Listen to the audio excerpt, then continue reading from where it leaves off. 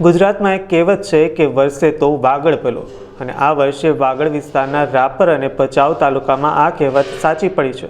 ગત ચોમાસામાં જોરદાર વરસાદ અને કચ્છની જીવાદોરી સમાન નર્મદા કેનાલના નીરના કારણે ખેડૂતોએ આ વર્ષે રવિ પાકનું મબલખ વાવેતર કર્યું છે।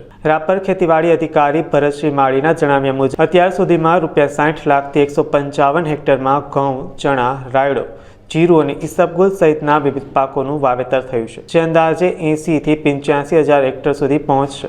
ગયા વર્ષે રવિ પાકનું ઉત્પાદન અંદાજે 1.25 કરોડનું થયું હતું। નર્મદા કેનાલ આધારિત આ ખેતીને કારણે વાગડ વિસ્તારમાં અબજો રૂપિયાની તેજી આવી છે। રાપર તાલુકો ખેતી આધારિત હોવાથી આવકને કારણે અહીં 1 એકર જમીનના ભાવ 8થી 12 લાખ રૂપિયા સુધી પહોંચી ગયા છે। એટલું જ નહીં, રાપર શહેરમાં દુકાનોના ભાવ પણ ₹60 લાખથી લઈને 1.25 કરોડ રૂપિયા સુધી બોલાઈ રહ્યા છે। આમ વાગડ વિસ્તારમાં ખેતી આધારિત આવેલી આ તેજીએ અહીંના ખેડૂતો અને વેપારીઓ માટે આશીર્વાદરૂપ સાબિત થઈ છે। સુધી રાપર તાલુકામાં કુલ 62,155 હેક્ટરમાં રવિ ઋતુના વિવિધ પાકોનું વાવેતર કરવામાં આવેલું છે। એમાં 7,715 ઘઉં, ચણા 580 હેક્ટર, રાઈ 9,030 હેક્ટર, જીરું 32,670 હેક્ટર, ધાણા 10 હેક્ટર, ઈસબગુલ 2,810 હેક્ટર, વરિયાળી 2,675 હેક્ટર, શાકભાજી 630 અને ઘાસચારો 6,035।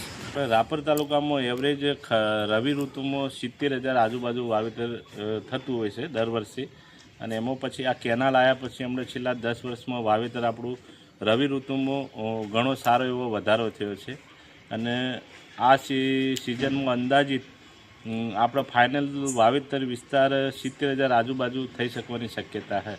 સાહેબ, રાપર અને ભચાઉ તાલુકો એટલે વાગડ વિસ્તાર કહેવાય।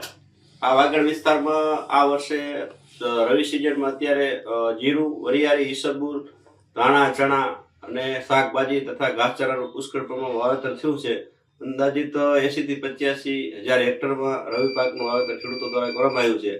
આ વાગડ વિસ્તાર એટલે રાપર તાલુકાના 92 ગામ, ખડીર વિસ્તારના 12 ગામ તથા ભચાઉ તાલુકાના 27 ગામને વાગડ વિસ્તાર કહેવામાં આવે છે। અને આ વર્ષે આ તાલુકો અને આ વિસ્તાર 100% ખેતી આધારિત વિસ્તાર છે।